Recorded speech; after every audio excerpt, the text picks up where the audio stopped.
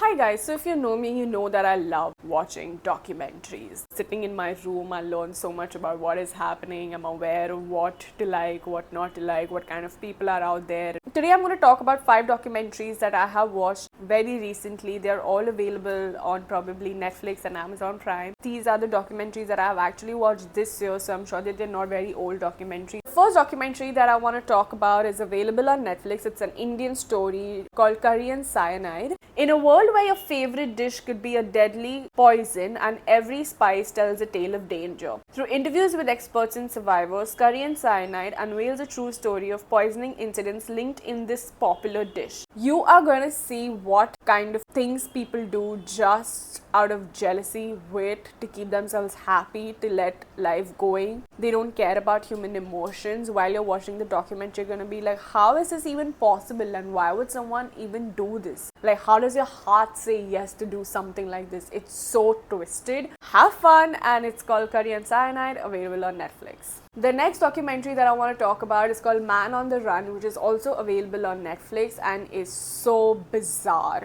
The documentary skillfully weaves together first-hand accounts, interviews with law enforcement, and intense reenactment. It's a true story that plays out like a Hollywood thriller, but the stakes are all too real. It's basically about a man who cons the entire world in trying to show that he is the man to hang out with, and people like Leonardo DiCaprio are around him investing in his movie and they're like hanging out all the time, but only to realize that he was actually a con artist and on the run. Man on the Run is a must watch. It's a real life drama full of suspense. It's available on Netflix and I highly recommend it. The next one that I want to talk about is called The Fake Shake, which is available on Amazon Prime. It's about this Asian journalist who really wants to make it big in the industry and he can do anything to do that. So The Fake Shake basically sheds light on the shocking tactics employed by the enigmatic figure to manipulate celebrities, politicians, and the public at large. It's a wild ride through a world. He basically talks to celebrities and talks them to doing things and then puts out a case on them in the paper. But in the end, that's not right, because you literally put them in a situation that they were helpless, and that's what the documentary kind of talks about. And it's a really good documentary. It really opened my eyes, especially because I belong to an industry where I could go through something like this in the future. Hopefully not. It's very interesting. It's available on Amazon Prime and it's called The Fake Shake.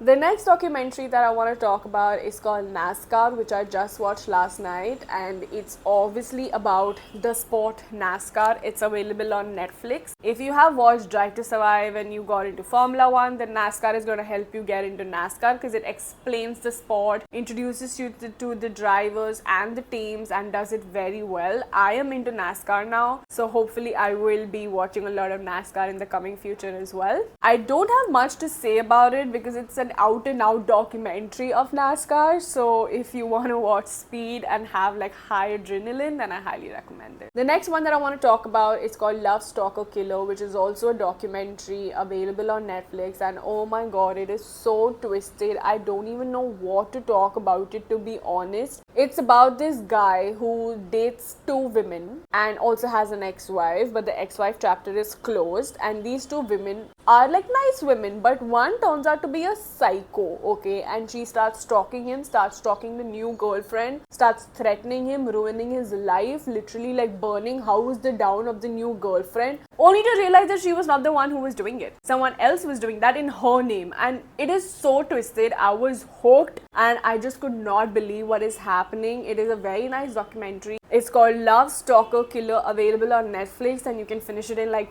2-3 hours, and I highly recommend it. So these are some documentaries that I watched very recently, and I hope that you will watch them too. Thank you so much for watching my video, and I will see you very soon. Don't forget to like, share, and subscribe.